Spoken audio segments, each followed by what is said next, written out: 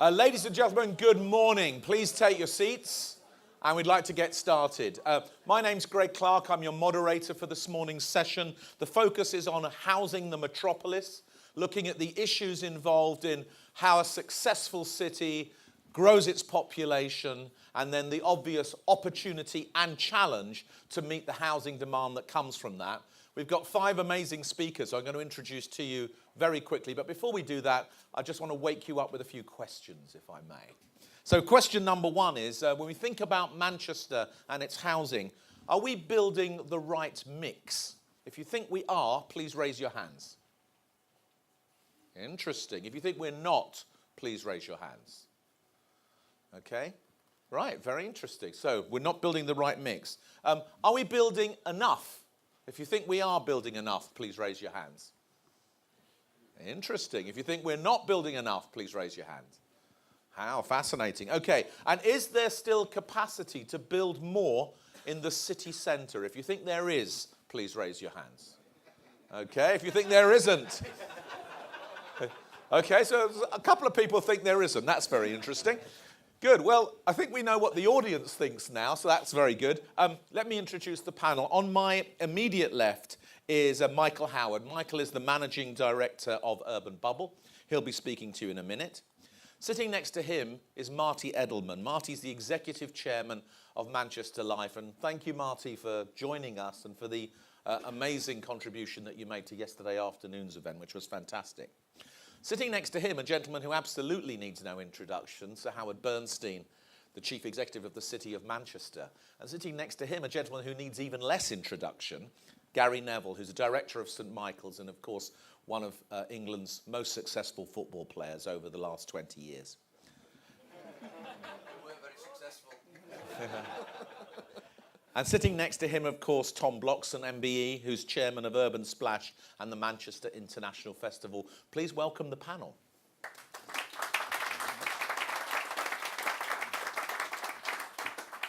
Now, the format here is going to be pretty simple. I'm going to ask each of the gentlemen to talk for a few minutes about their views on housing the metropolis, thinking about Manchester and indeed Greater Manchester.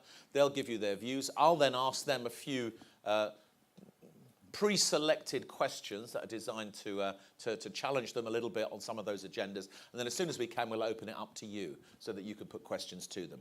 And we're going to begin, if we may, with Sir Howard, thinking about housing and Manchester and what's happened in the past. Howard, kick us off, if you will. Well, good morning, everyone. A couple of points from me. I think those of you who heard me speak yesterday talk about the whole question of centralisation of decision-making, the requirement for devolution.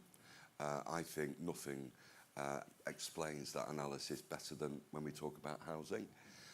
For far too long, places like Manchester have been forced to operate within a funding and policy regime which is largely centralised and which is focused more or less around the priorities of London. And what we've been able to do over the last couple of years is to actually develop a little independence by creating our own investment parts, part of that devolution programme, which has enabled us to move forward in developing a proper or better focus around the housing needs of Greater Manchester. But we need to do a lot more.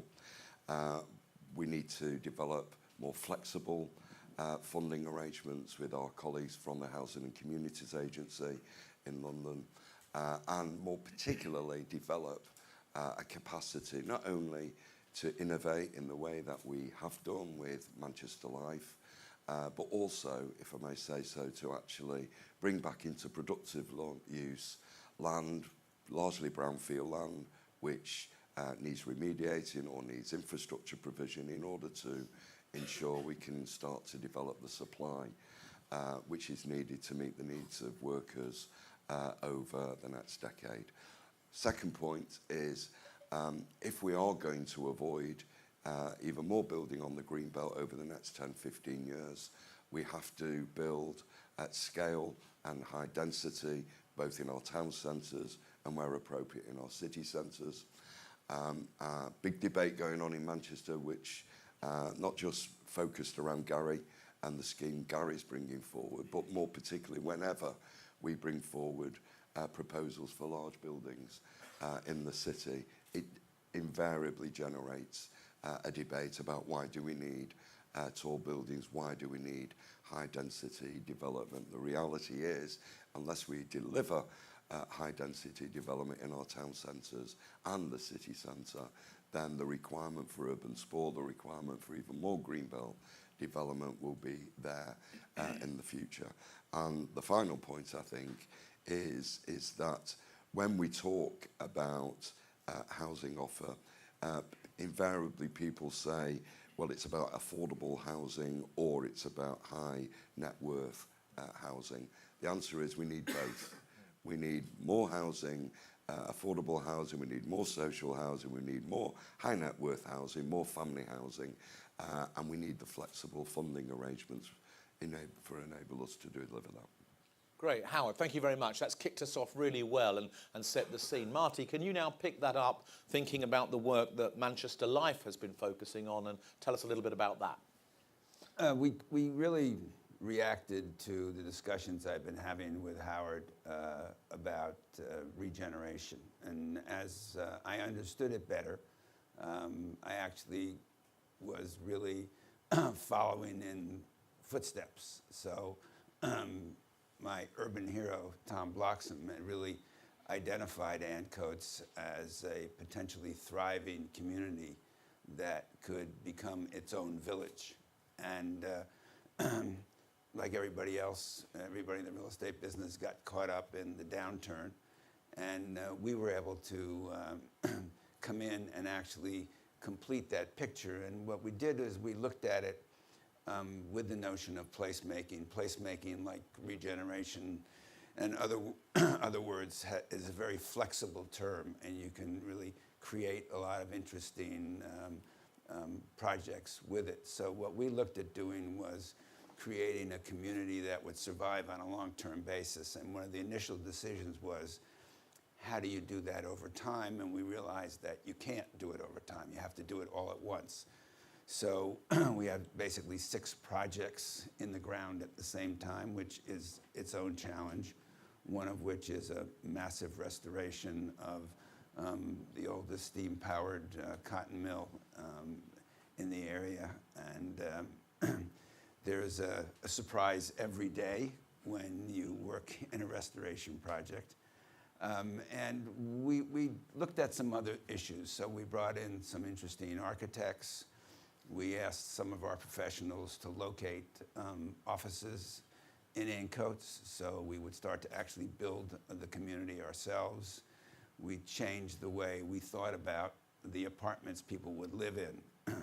We did a lot of focus groups and found that renters in Manchester had actually very low expectations of what they wanted from a landlord. They basically wanted to make sure that, you know, when they turned the faucet, the water came out, and that they weren't harassed for their rent if they were a few days late. So we actually looked at changing that into a more amenitized project with 24-hour service front and back of the house. Our apartments are, the ceilings are higher with walk-in closets. We went to the people who understand space better than anyone, and that's the people who design the interiors of planes and boats. We brought them in and asked them how they would use storage in these apartments. So what we tried to do is kind of change the way we think about renting apartments as part of the process of building the community. And then we also focused on the commercial, what kind of tenants we want, how we can build up the vibrancy of the neighborhoods, and how we can work. We asked our contractors to hire locally and work with local community groups who are expert in doing that. We have an apprentice program.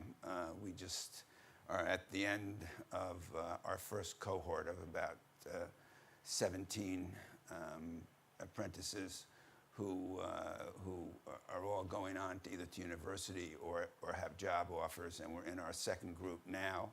And what we've done with the art school is we've asked them to have a competition of top art students who will get to actually put their material on our art walls in our lobbies as people walk in. So we're looking at building a place that, because of the area itself and the canals and the small streets, could actually be a very special place and would attract the kind of young people particularly that are now coming and going to Manchester's colleges and staying in Manchester to work. So we're very excited about what we're doing. We hope it's the beginning of a larger effort to work in the area between City Center and the Etihad Stadium. And we're just hoping that we can be part of the developer community, which I think, having worked in, as I said yesterday, in many cities, the developers in Manchester are very talented, very insightful, and fairly careful about making sure that they produce products that they'll be proud of presenting to the community. Marty, thank you very much indeed. That's really developed the story for us. Gary, would you like to pick up and tell us about what you're doing? Yeah, good morning, everybody. I think picking up on just something Howard said at the end there around meeting the needs and the requirements of all sectors in terms of whether you're talking about the very complex issue of homelessness at that end, affordable housing, but also in respect of premium housing. And you know, I'm not ashamed to talk about the premium housing sector. I think that ultimately that's the focus of what I want to talk about this morning. From a personal perspective, probably had my most enjoyable 3 or 4 years of living in the city in number 1 Deansgate many years ago, probably 2003 through to 2006. But I think that the challenges that we have at the premium end of the market over the last 10 to 12 years, that the market's stuck. If you go on Rightmove, which I do 2 to 3 times a week, you will see the Edge Century buildings, number 1 Deansgate, Beetham Tower, but you'll not then see any other developments coming up at the really high end. We are, with St Michael's, looking to obviously add to that. I think that what I would say is, in terms of my point of view and where I'm passionate, is around attaching hospitality to residential living, service quality, amenities that I think that people will require, and I'd like that to happen more, and that's something that we're really looking to drive forward at St Michael's, in terms of, you see it in other major cities around the world, and I do class Manchester as being a major city, that we really have to look at where, for instance, you know, number 1 Deansgate promised a lot in terms of service, but ultimately failed to deliver. The same with Beetham Tower, in respect of there's no connectivity or great connectivity between the hotel aspects and the residential aspects. And I think that's where, I think in terms of the city, I think we can work a lot better between the hospitality sector and what will be the premium residential sector. In terms of my own personal story, I've wanted to move back into the city for about 10 years. The challenges are schools, obviously, first and foremost. The challenges are a green space. But I think that what I've done in the last 12 months, I've bought a property on St John Street in Manchester. I've seen it as an opportunity probably over the last 7 or 8 years, and the one that I wanted became available, because I see a lot of what I would call 1,500 to 3,000 square foot commercial space that probably aren't fit for purpose anymore in terms of the requirements of the legal and probably the medical sector on that particular street, but there are many other streets and quarters like it in the city that I think are ripe for residential conversion, to maybe get people back into the city to, if you like, I want to be back in the city. I don't want to spend an hour on the M60 every day in the morning. I don't want to spend an hour going home every night. I want to be in the city, closer to where I work, closer to where things are happening. The city has improved enormously over the last 15, 20 years. It's incredible what's happened. I think there may have to be some intervention around public space, connectivity between the public spaces of the master plans, and maybe us all getting together as developers, whether it be St Peter's Square, Albert Square, Spinning Fields, St John's, everybody coming together to try and create a programme. I think Manchester's worked very hard in terms of creating good quality public spaces, but it is a challenge. You know, when I think of when I lived in Valencia, it wasn't always that pleasant. But one of the most pleasant things was the riverbed there. For those of you who've been to Valencia, it's absolutely incredible. Now, it's by fluke, really, in some ways. They had problems, obviously, with flooding many years ago, but they've created a world-class space, which means that families, that people can sort of enjoy, and obviously in other parts of the world, there's railway tracks, disused railway tracks that have been made into public space, and I think there may have to be intervention in Manchester and creativity between private and public sector to create pedestrianised zones where fitness and exercise can be brought together more. I think that would encourage people to move back into the city, families to move back into the city. I will move back into the city in the next couple of years because I've, if you like, engineered my own move into the city. I think with St Michael's, I think we're looking at attaching world-class service to residential living. That is our real aim in terms of St Michael's, or one of the real aims. So I think that the homelessness issue at this end is a hugely complex issue. Affordable housing is a hugely complex issue. But the premium end, there is also a complex issue. You know, we cannot get premium housing. It's tough to get premium housing back into the city. Tough to get leaders, business leaders back to live in the city. They want to move to South Manchester or into parts of Lancashire.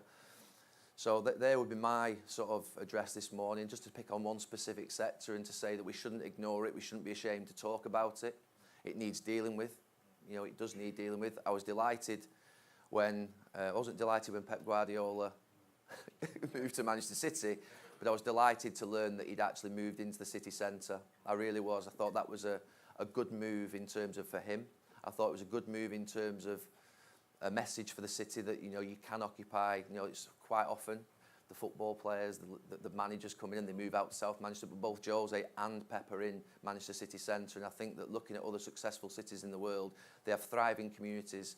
And I think where Manchester does suffer sometimes is maybe on that Sunday night, Monday night, you walk around, it's quiet. You don't see the families, you don't see the life that I would expect to see in a major city. And I think in the next 10 years, we can really achieve a lot in that respect. Gary, thank you very much. I think we'll pick up this theme of how you revitalise the city centre with families, with premium living, the sorts of things you're talking about. Sure, we're going to have a conversation about public space as well. Michael, can you pick up and tell us a little bit from the urban bubble point of view what you're currently doing in the city, what you see the priorities as? Good morning, everybody. Don't get confused with the Scouse accent. I've actually been operating in Manchester for the best part of 16 years. I created Urban Bubble back in 2008 because I felt I lived in an apartment block and the management was just terrible, really. There was no really quality management or customer care. Today we're now managing 7,500 units across Manchester and Liverpool. We started Liverpool last year. And I think I've been beating the drum of build to rent and PRS for several years now, because I think it really changes the customer. It puts the customer at the heart of what we do. So at the moment with leasehold and lettings, it's very, very difficult. We've just won a legal and general contract, which will see us manage 4,000 apartments nationally. And that really is about creating communities and brands within different city centres. Talking about the hospitality side, we're really creating that customer service for people who want to rent their home. I do say we manage about 6,000 mistakes at the moment in Manchester, because a lot of the apartments we built back in 2001, 2002 don't really have the amenity space and they don't really have the infrastructure that we need to manage the customer experience. Just going back to the affordability issue, I think what we'll see in Manchester, we've got some really great aspirational developers, and we're seeing a real change in the quality of the development, whether it's the work that Capital and Centric are doing, Property Alliance Group, the Manchester Life project. We're really starting to see that improvement in the build and also the amenity space. And I think it's a journey, really. I think over the next 10 years, we'll see Manchester expand. And I think we're going to see an extra 10,000 units come into the city centre over the next 4 or 5 years. And I think, like the office market, what you'll find is you'll get that grading of apartments. So maybe a grade A, grade B, grade C apartment. And we shouldn't be ashamed that people want to live in a grade B or C apartment because they can afford it. But whereas you might find those guys who can afford 14, 15, 1,600 pounds a month rent, they'll go into the more aspirational schemes, and we'll actually start to see that affordability happen by market forces. So, we have, I think, 27,000 apartments in Manchester at the moment, and I think naturally as we bring supply into the city, we'll start to see those pressures on price abate. And at the moment, I think everybody knows in Manchester, rental prices are at an all-time high, as well as sale prices. So I do think the city, it's a very immature city when it comes to city living. We've only really been doing it since 1999 in the current apartment market down near the St John's area. And I think we've just got to be patient and continue with knitting together the wider outside fringe areas of the city, creating great communities and great buildings, and actually go on that journey to actually bring more supply and get to that 40, 50, 60,000 units within the city, and stop thinking the city is just within the inner city ring road. Manchester is a much bigger urban area, I think, which is the likes of New Cross, Middlewood Locks, coming further around the south, and then the stuff that's happening now with you and I out in Piccadilly and Mayfield, I think is well long overdue. It's a bit of a blot of the city centre, and I think that'll be a really successful project, building a new community. Great, Michael, thank you very much. So huge capacity, huge scope as you see it to do, in a sense, more of everything. Tom, you've been at this for quite a while. Give us your view on what are the priorities at the moment, what you're doing. Thank you very much, and good morning, everybody. I think before we beat ourselves up too much, it's worth just thinking about how far we've come in a short space of time. Because when I first came to Manchester just over 30 years ago, 200 people lived in the city centre. The city centre was not a pleasant place to be in the evenings. The shutters quite literally came down at 6 o'clock. I think there were 3 fairly average restaurants you could go to in the evening. On a Sunday, it was decimated. Nobody was in the city centre. And the transformation of the city centre has been amazing, has been wonderful.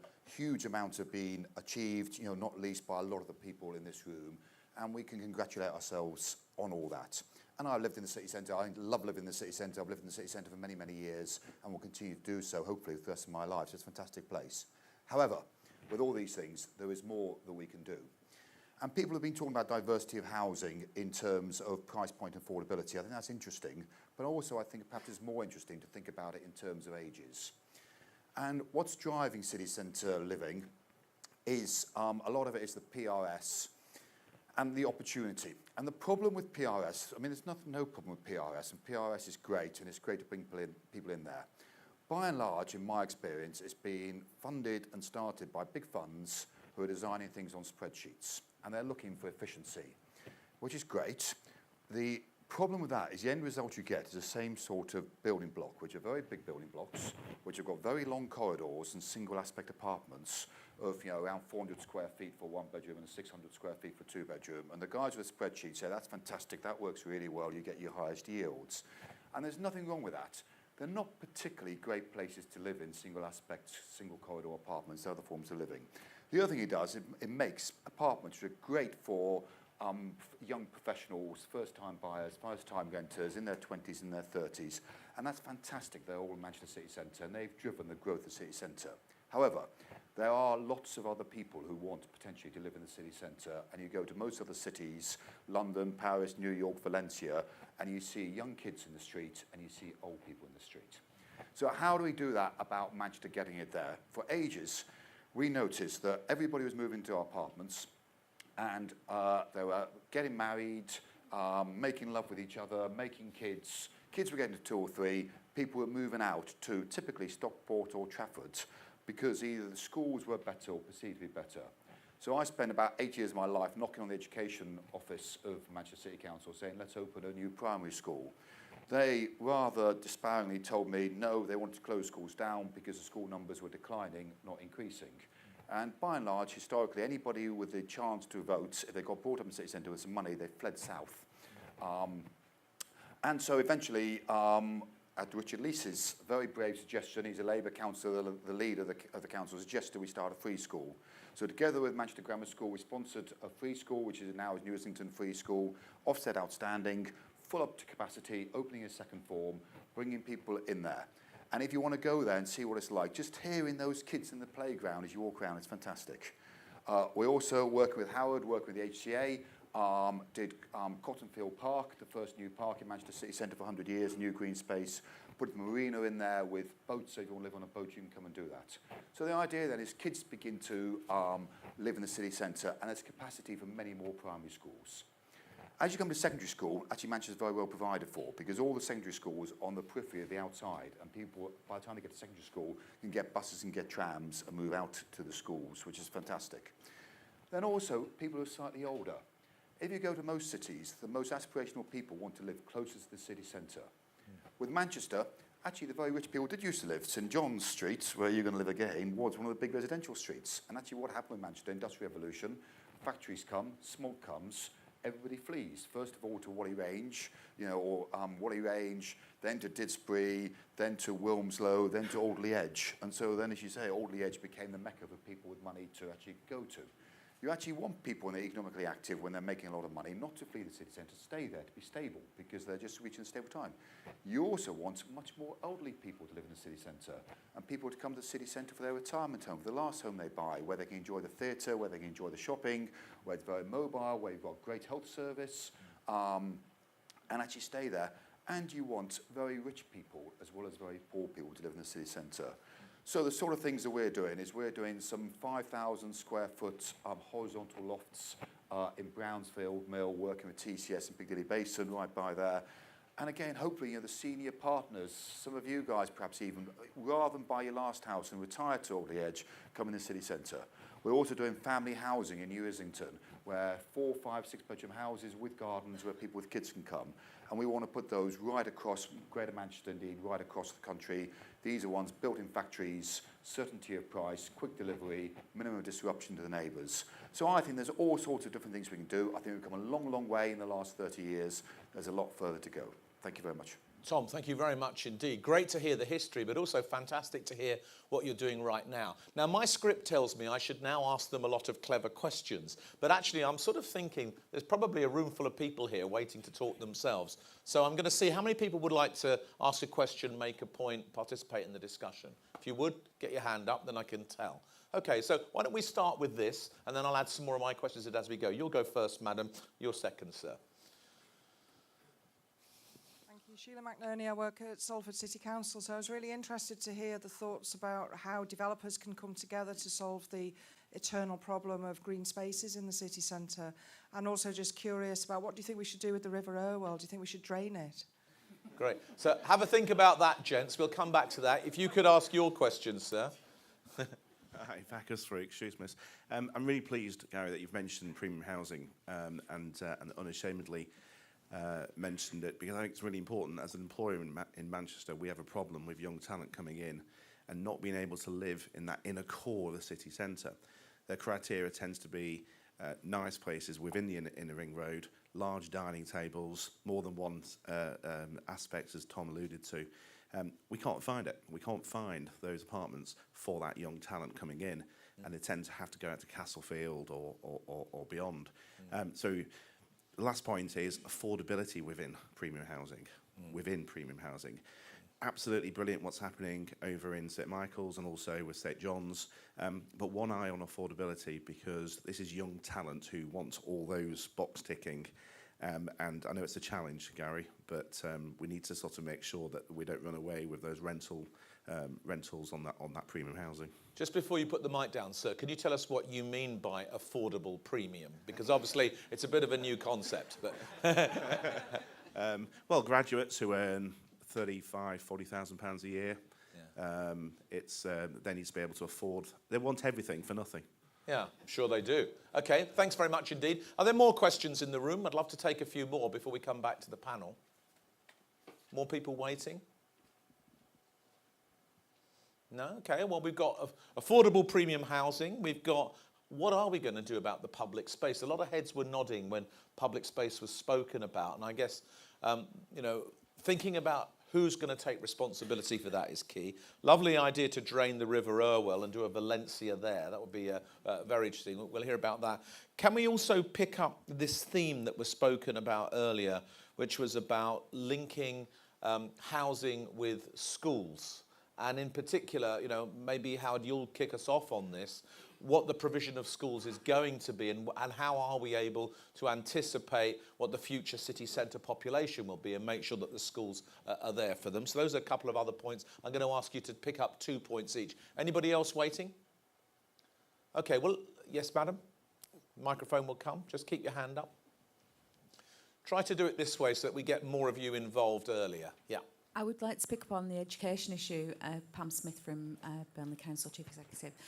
How do you get the DFE to take a place-shaping approach when they are clearly siloed into their different sections? I think I'd be very interested to know what the panel would think about that. Thank you. Yeah, you're probably asking Howard one of his favourite questions there. But any more people waiting? Okay, so we're going to pick up on schools. We'll pick up on public space, the river. affordable premium housing, and perhaps also people can respond to, Tom's characterisation of the limitations of the PRS sector, I think, are quite interesting. Is it possible for the PRS sector to also evolve and deliver something that's better? So, Howard, will you kick off on a couple of points? Yeah, I'll do that. I think Pam's already raised the real issue around schools and planning, is that we have no capability to actually effectively plan school places. It's extraordinary. We all go to work day by day with the requirement to shape places where people want to live and work, yet the one key influence we can have on where families choose to live, i.e. schools, we have no ability to plan, and it's a fundamental failure of the national system. You can have a view about the way in which education is provided, and some of us have got very strong views about that, but it's absolutely pivotal that we should have the ability to be able to plan the provision of school places, and at the moment that is denied to us, and it's one of the big asks which we will continue to make of the national system as part of the devolution package. So I think that's the first point. Are you optimistic, Howard? I think there is a recognition, even within some parts of government, that that's flawed. Yeah. So, we can have a view about whether or not there should be academies, grammar schools, free schools. Those are political views about the nature of education, but it seems to me absolutely ridiculous that local government, given its place-shaping role, has no ability to plan for the provision of school places. Yeah. And we've got to change that. And I think over time that the penny will drop. I think the point about open space, there is room for improvement. I think we do take that very, very seriously. And one of the things, I think you'll see a big improvement around the St John's area, and the way in which we can then start to stitch. I think the big conversations are the ones taking place between Manchester and Salford about where the next round of development is going to take place. We see great investment which is now starting to come through, and I think, and it's already happening, we've got to sit down and work through what does that mean in terms of stitching together a proper integrated approach to functionality, pedestrian movement, and movement generally. Thank you very much. Tom, can you pick up? You were nodding vigorously at what Howard was saying there. Yeah, a few things. First of all, on schools, the biggest single driver for housing choice for people with kids is education. And there's no joined-up thinking between education and regeneration. And actually, devolving schools, exactly as Howard says, must be a priority. It will make such a difference to the tools that we've got to create great places to live. And it's almost so simple that it goes without saying. Public space. Again, there are a lot of great parks in Manchester. Phillips Park, Heaton Park, just outside the city centre. So, let's again not beat ourselves up. There's an amazing opportunity, which is the River Irwell, and the walkway along the River Irwell. Now, I'm one of the few people who regularly ran and walked down the River Irwell, the whole length of it. And basically, there's a footpath nearly there. And it's been a long time aspiration to open that up properly. It's something that's got to be prioritised. It's actually becoming worse in the short term rather than better because of developers closing off the towpath. But on both sides of the River Irwell, there's an amazing opportunity to make an urban linear park around Manchester. There's also a great opportunity on Oxford Road Corridor. And actually there's a lot of green space, all the squares, the quads around the university buildings, to actually link those up in some way, which I think is really interesting. And there are a series of these pocket park opportunities. We're not going to get a Central Park, but we have got Phillips Park and Heaton Park. We can get a whole load of really interesting small pocket parks that are an absolute delight to visit and see there. And I think we've got to work for more of those. Affordable housing. Vax young guys who want everything for nothing. Actually, again, housing in Manchester is bloody good value. Look at your colleagues in London. Paying £1,000 a square foot is cheap now in London. You've got to be earning £1 million for a 1,000 square foot apartment. It's crazy. In Manchester now, values are £200 to £500 a square foot, say, to actually buy something. Actually, for people in employment, it is still very, very affordable, and it's something we should be shouting about affordability. Likewise, for the top end of the market, people don't think too much about going to Carwood and Bowden and spending £3 or £4 million on a big house. I think I'm right in saying no apartment's been sold for over £1 million in Manchester City Centre in the last year. The market is very, very thin. We need to attract people across there and shout about how affordable it is. Then PRS, there's something about it. Actually, renting is no different than buying, in my view. In many countries, 50% of the population rent or more rather than buying. What people want is there's not some magic formula, in my view, about PRS that you've got to be 350 rather than 250 apartments. What people want is bloody well-designed homes. Yeah? And actually, I hate this thing about units everyone talks about. What we're building is people's homes they're going to live in. Now, whether they actually buy one or rent one is irrelevant. They want high ceilings, they want big windows, they want double aspects so you can get through ventilation, they want big spaces, or as big as they can actually afford, they want great materials. They're the sort of things actually important. And actually, we just want more and more variety of those. We want some very small ones. We're working interestingly with Sam Woodruff and Yo Homes doing some very small ones. We want some very big ones, 5,000 square foot plus.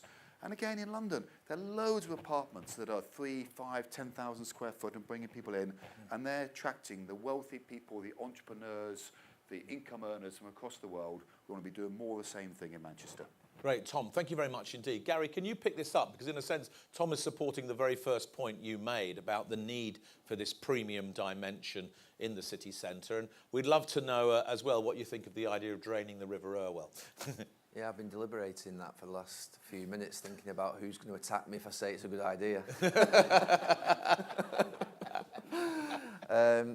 No, I think intervention, I think, is probably required, but also joining up the dots. I think that there are, whether it be St Michael's, St John's, there are many master plans that are going to be delivered over this next 10 years. I think understanding what each developer's aspirations are in their own public spaces, so that actually we don't compete with one another. There is actually a requirement and need in the city for all different types of things. It could be a family quarter, it could be a music quarter, it could be a fashion quarter, a food quarter, different sort of aspects that could fit amongst all the developers, and we could all take a section each, if you like, on our public spaces. And I think it is just joining the dots, communicating more rather than seeing each other as competition, see each other as actual partners that are trying to develop a city that, if we are, which we want to, give the space away, we want public spaces, because I have to say that I think Manchester in the last 10 years, it's great festival programmes that it's created. I think it depresses me every year when those markets go on the 22nd of December. Keep them going through January.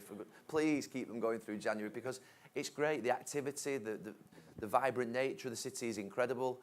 And that's what we all want. We want a vibrant city. And I think that ultimately just connecting the dots in the private sector, in the public sector, Tom's mentioned the River Irwell. It was something that I did think about saying. The lady made the point for me. I do think there is a potential requirement for intervention. Because I think that it would just transform the city incredibly. And I'm not sure of the consequences of what's been suggested, or in terms of the nature of it. What was the point you wanted me to talk about? Tom affordability, Tom said that actually you really need the premium end of the market. And one of our commentators said, but we need premium that's affordable too. How do you see that? I mean, it's not the first time it's happened, but in respect of St Michael's, we will be retaining the studio one-bed units and holding them back from open market sale. We do want to try and push those to local people, to local professionals. If you like, the more affordable units within St Michael's, that is something that we are going to do. It's been something that we've been passionate about from day one. Obviously, Ryan's here as well somewhere. He's not got out of bed yet. But we want to make sure that we look after the local people within the developments. And I think ultimately, I take some. It's important that what Tom said about PRS. I'm with him completely on that. I'm worried about design by spreadsheet, and I think there is a lot of that going on. I have to say that Tom has delivered innovative housing solutions. That I think each individual house looks like it's had somebody pouring over each individual layout. And I'm not quite sure now, and I believe we've done exactly the same. We've changed the layout so much on St Michael's over the last 2 years, pouring over every single stud wall, every single partition, every single cupboard, and thinking of it, can I live in there? Could I live in there? I'm not quite sure that is happening as much as it should do with respect to sort of what we call the mass unit schemes, and that's my worry around PRS. But going back to affordable housing, it's complex in respect of obviously land prices, but I think maybe, again, looking at sales to local professionals, maybe having what would be windows, maybe a week where local professionals who are working in the city have some level of priority over house purchase. That maybe could be something that could come in so that we can actually deal with this issue. But it is a complex issue. It is a complex issue. Right. Gary, while we've got you, obviously in your professional football career, you must have visited hundreds of cities, and you've said quite a bit about how Valencia inspired you with the river walk. Did other cities inspire you as well? Have they kind of somehow informed your vision of what you want to do in Manchester? Being fortunate enough to travel around, I think the big thing I would say is the attachment of the hospitality industry to the residential industry, into the residential sector, and about how I think they connect it better internationally in major cities. I think we have to connect service, world-class service. We have to improve the hospitality sector in Manchester. We have to drive the actual standards up a lot in every aspect. It's a tough industry, but I think we have to connect the dots between the hospitality sector and the residential sector, because I think that ultimately at times, particularly when residential developments are sold, there is a lot of what I would call false promise. Yeah. There is a lot of false promise. You're going to get this, you're going to get that, you're going to get concierge, you're going to get security. The reality is when that first service charge bill comes in, boom, they're cut. Yeah. They're cut. And that's a fact. That's happening all over the city. We have to try. And I say this sometimes. People talk about service charge. We have to accept service charge actually as people who want to live in the city. If you're living out in the sticks, as I would call it, you have bills for heating, plumbing, gardener, cleaning. You have alarms that break. You have issues that will be covered by a central cost in the residential sector in the city. So from my point of view, I think connecting the residential and hospitality sectors together, that they are the best deliverers of service in the city. But generally, I would say that they need connecting better into the sector. That was what I would say about international cities. Great. Gary, thank you very much indeed. Michael, can you pick this up now? There's been some very important comments about the PRS sector that you'll want to respond to, but also these broader questions we were discussing of education, public space, getting the mix right.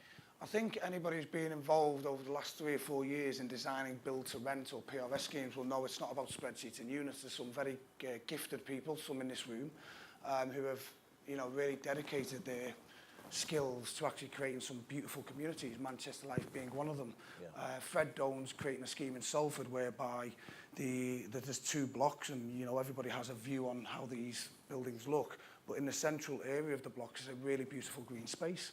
So actually, whilst we're not having the parks, if we can create that green space or that amenity, whether it's a rooftop garden, whether it's an inner estate area. I lived in the city centre for 5 or 6 years, and there was nothing more frustrating than wanting to read a book, have a glass of wine, and actually opening your Juliet balcony and trying to capture, the one day of sunshine Manchester gets. So I think the green space is a really important matter. It doesn't maybe have to be green, but outside space that our city dwellers can enjoy. Coming back to the units and the scale, if we're going to provide the services and amenities that our city centre dwellers want now, which isn't just good quality homes but good quality service, you must have scale. It costs money to provide a 24/7 concierge system.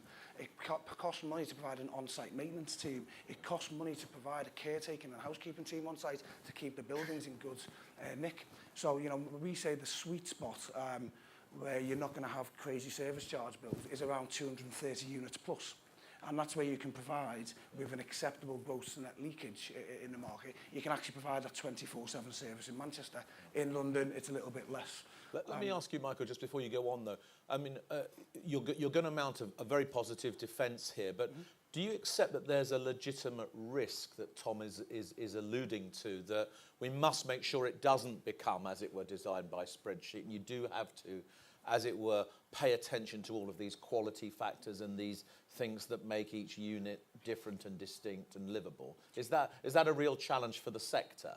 I think it is. I think it is a challenge because I think some of the conversations I've heard here, which is further down the line from when we're involved, is the cost of land, finding appropriate land, the cost of the build cost, and cost of mounting. Yeah. So there are a lot of constraints on developers and their advisors to get the best possible schemes. And I think we can spot the schemes that are building masses and masses of units with very little thought into design.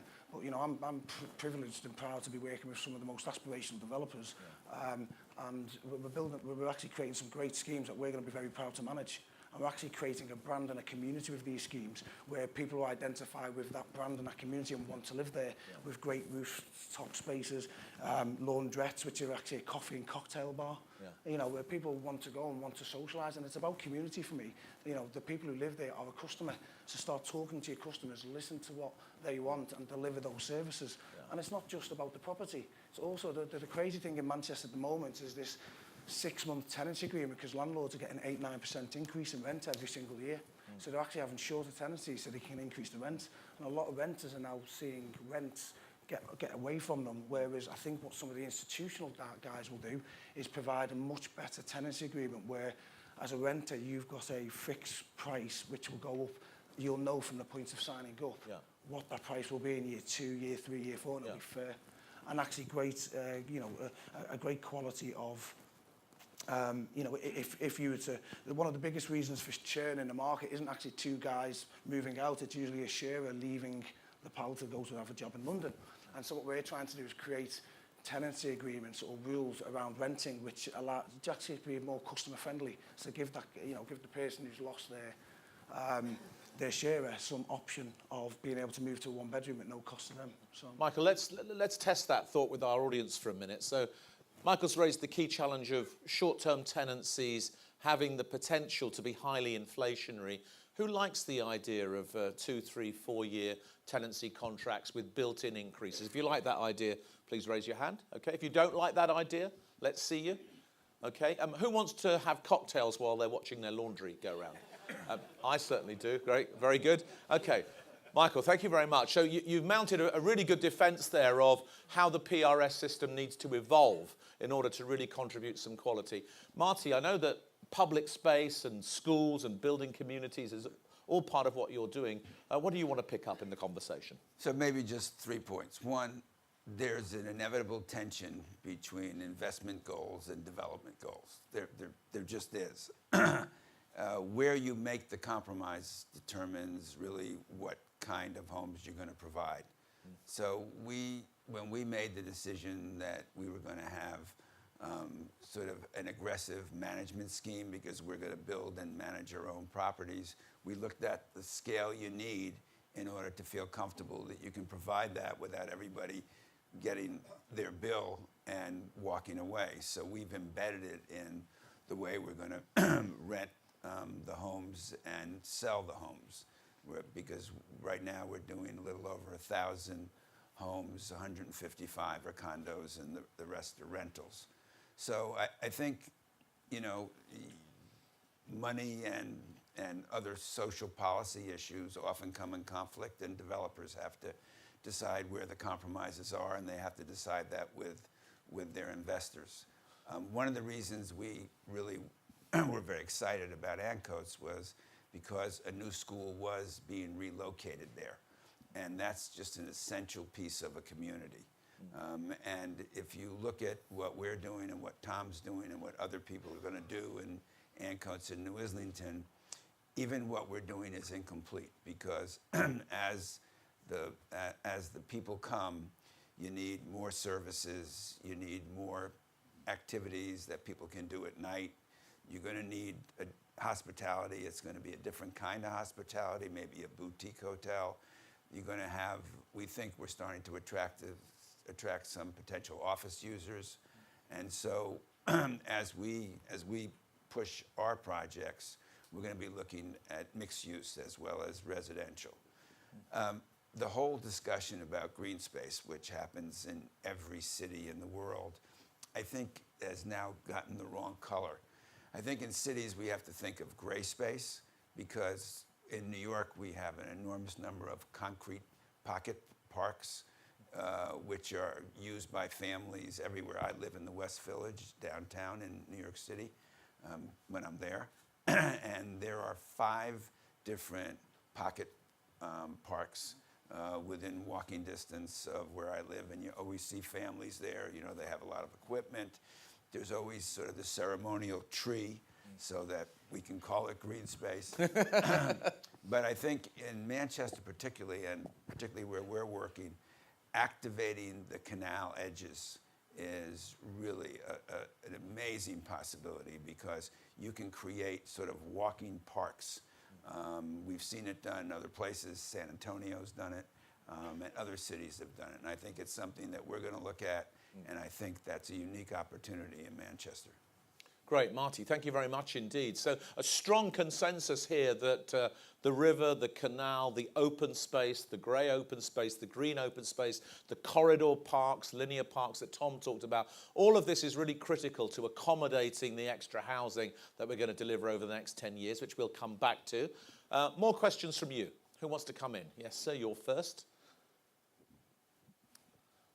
And then you yourself, madam. Thank you. Paul Boyfield, Lexington Communications. I was just wondering for ideas for ways to encourage people who own, run or lead businesses in the city centre to invest perhaps their pensions in city centre apartments. And we hear about the big financial institutions funding PRS, and that's great. But just thinking about people, perhaps they do live in Didsbury or Sale or Altrincham, but having a long-term personal financial stake in the city centre, could that even be linked if you pay business rates in the city centre, as a lot of us do but don't live there, be encouraged to invest and then have that long-term interest demanding high-quality environments, perhaps even crowdfunding developments? Yeah. Could those two be linked, or could it be encouraged in some way? Yeah, so some kind of investment mechanism to put pension funds into housing in the city. Interesting idea. Madam, you're next. We're going to try, this is the last round, so anyone who's got an idea that they want to contribute, please get your hand up. Yeah. Hi, morning. Karen Hurster at Right Group. Gary talked about developers working together in terms of joining up the schemes, and we've talked about connecting places. I think the interesting and difficult question is, how do you get people managing all of this to be working together? Because although some developers are going to hold it and you set up your own management arrangements, and you can't obviously manage everything, Michael, but I think that's quite critical to make all of this work and provide these services that everyone's been talking about. Great. So how do you get the managers working together? And Marty will comment on that in a moment. We're just going to take this question here from this gentleman. If you keep the hand up, they'll see you and give you the mic. Good morning. Yes, Steve Bell from Turley. Clearly, as the residential population of the city centre increases and people take a greater stake in the city centre, they're going to be more protective, perhaps, of their surroundings. When we're talking about driving up density, and we might increasingly find NIMBYism entering into the city centre, how do we bring communities with us in buying into what we're trying to achieve? Yeah. Great. How do we avoid NIMBYism as the population in the city centre gets bigger and more discerning? Who else wants to come in? Last chance. Okay, gents, let me throw in a question of my own, which is, let's look at the next 10 years. Give us a vision of what it could be like by the end of the next decade, given what's going on. Don't feel you have to answer all the questions. Take one each plus the 10-year vision. So there's, should we be encouraging pension funds to invest in the city centre? These are individual pension funds of business owners and operators. How do we get the managers of the various units and sites working better together in a coordinated way? What can we do to avoid NIMBYism emerging as the city centre population grows? And where do you think we should be in 10 years' time? Take 2 points each. Marty, you're first. So developers are born with a genetic deficiency, and that's the collaboration gene. Now, some of us try to grow out of it, and I think, actually, of all the places I've been and worked, Manchester has probably the greatest potential to do that. I mean, even the time I spend with Tom or some of the other developers locally, we've kind of made an effort to actually talk about what you do in terms not just of managing, because managing is the end. It's the planning. It's the willingness to say, look, you own this and I own this. Let's actually talk about what this community needs and how we can best take advantage of the fact that if you put this together and plan it together, there'll be an opportunity to be more successful, not only for yourself, but for the community. So I think that there is a real opportunity to do that here, and actually we've started to have some discussions that could result in that. And then once you do that, then actually managing what you're doing is a lot easier, because you're starting with a common view, a shared value, and a shared ambition. And then if we can get you and some of the other contractors to act the same way, I mean, we really could be quite successful. Marty, where should we be in 10 years' time? I hope I'm here. That's another genetic issue. But, you know, I've actually been in Manchester just about 10 years. Yeah. And starting with the football club. And I've watched it.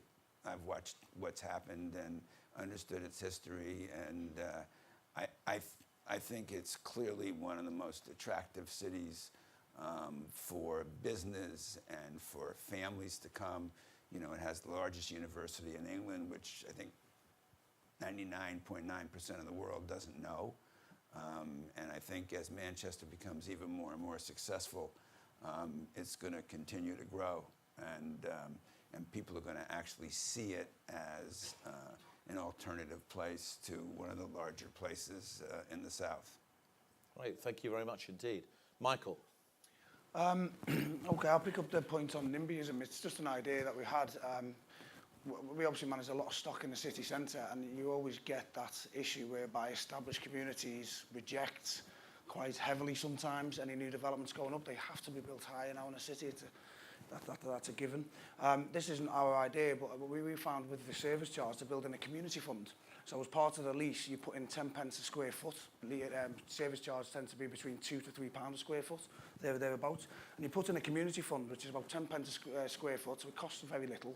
But you actually set that up so that local communities, local neighbouring resident management companies can actually use that funding forever, every year. So about 400 units will get you about 27 grand a year. And it's a bit like the cash grant scheme that the council have in place, whereby you all have this fund that you can use to build community, green the space, clean up things. And it's a great idea. And I think hopefully we can see more leasehold developments where you've got service charges built that have that community fund in, and it can bring people together.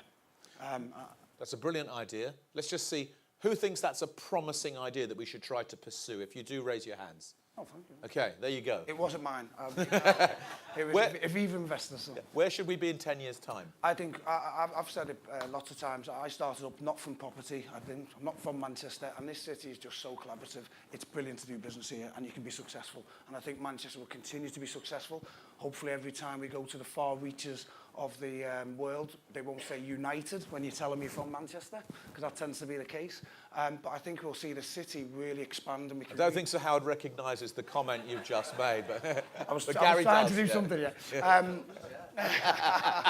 But I think we'll really see that red line of what the city centre is be redefined to be a much bigger area, right the way up to New Cross, getting into Miles Platting, over to Piccadilly Mayfield, with a spike going up to the Etihad Stadium and down towards Media City and the Oxford Road corridor. So very promising, redefine the boundaries and have some really cool places to live. So much bigger psychology of what the city centre is. Yeah, interesting. Tom?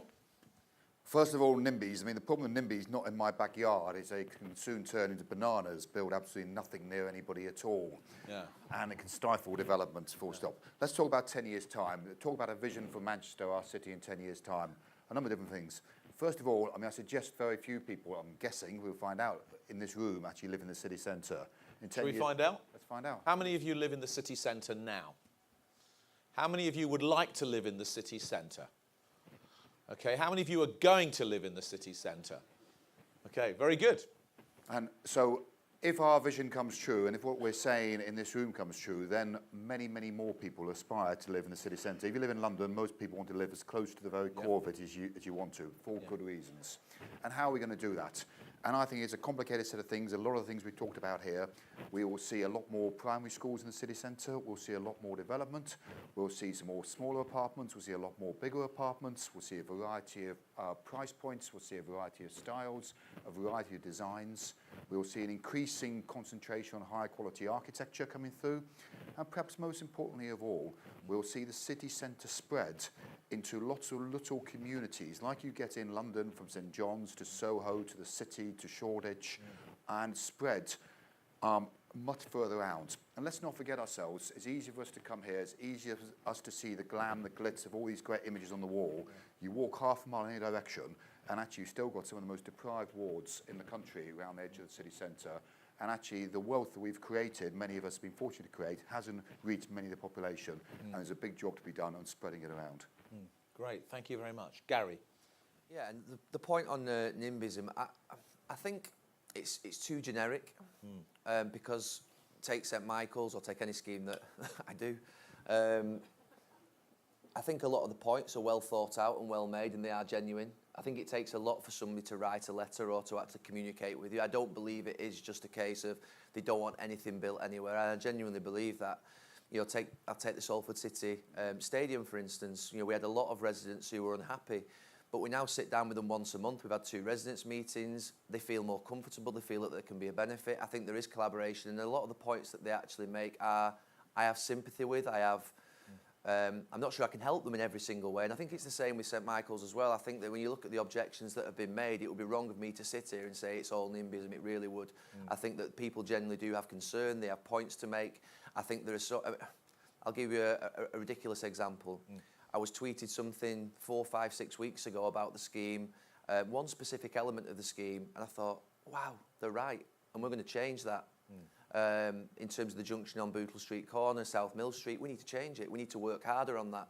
So from my point of view, I think the idea that you sit there and say that ultimately it's not in my backyard or that people don't have a genuine point to make is wrong. You don't know everything, and certainly I don't in respect of development. So I think you have to take the points on board and look at them. And yeah, there are aspects where you think that's unreasonable. It's emotive, and you have to sometimes ignore that element of it. I think probably the only thing I would say about NIMBYism is the fact that the risk that developers take is not recognised. Yes. It's a huge risk. There's always this sort of assumption that there is lots of money going to be made, but there is a potential for lots of money, there's potential for it to go wrong as well. So I think that's something. In terms of the pension point, not necessarily to the pension point and the ownership of actually who owns the property, but we actually operate like that. Our Zerum, which is I have a share in Zerum, which is a development management and project management business. We actually share a building, an our office, and we have an apartment in the top.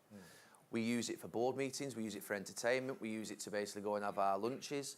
I think it's a fantastic, what I would call flexible space for our business to use, and it's something that actually I think has worked brilliantly for us in the last 3 or 4 years, where businesses can own residential apartments and residential units and use them actually for clients, for themselves, to maybe stay over it, improve your social life as well sometimes. And the fact that actually you can use it for business development. There's obviously kitchen facilities there. You can bring maybe hospitality, and I think connecting that, I think there definitely is a usage and definitely a way in which you can connect residential to business ownership. And in terms of 10 years' time, I think it's probably what Tom was saying really. The fact that we've got, all ages and all people walking around the city. If you said to me what does Sunday night look like in 10 years' time in Manchester, it would be that the city is occupied by all age groups, and that we have children at one end and we have the older generation at another. That really would be a fantastic situation, that we were occupied fully in terms of people were moving back into the city. Gary, thank you very much indeed. Sir Howard. Well, there's very little to add to what's already been said. I think I'd make 3 points really. Over the next 10 years, you're almost certainly talking about a city population of well in excess 600,000. And that, I think, brings a number of very significant demands. One of them is going to be transport, in my view. If you actually look at levels of congestion within the city, and it's not just because we're building on our roads, the reality is the demands that are being placed on the system are enormous now. I'm fairly accurately representing the demands which are being placed on city centre businesses. We are going to need another round of significant transport investment. And when you start addressing our transport options, how far can we expand Metrolink, certainly within the city centre? I don't think we can do very much more. My sense is we're almost certainly going to have to look at some point over the next decade at an underground system. and that's going to be very, very expensive. And when you start to look at our options, the whole requirement for significant transport investment means we're going to have to negotiate, well, others are going to have to negotiate a very significant transport deal with central government at some point over the next 12, 18 months. I think the other point I would make, and it's not come out, but when we talk about design, when we talk about what sort of place we want to create, I think the role of planning departments and the role of local authorities in defining standards of design, the role of local government in enforcing the implementation of those design guidelines, and being, if I'm being very frank, more robust when not so good schemes come up for discussion and come up for analysis. And that's something all of us have got to do. We've spent the last 20 years driving development. We've now got to be promoting high quality development in increasing emphasis. Right, Howard, thank you very much indeed. I think this has been an absolutely fascinating conversation, hugely insightful, great breadth of opinions, and a very, very clear and compelling vision about the future of the city centre of Manchester, its housing offer, its tenure, but it's also its amenities, its connectivity, its schools, its feel, its edge, its identity.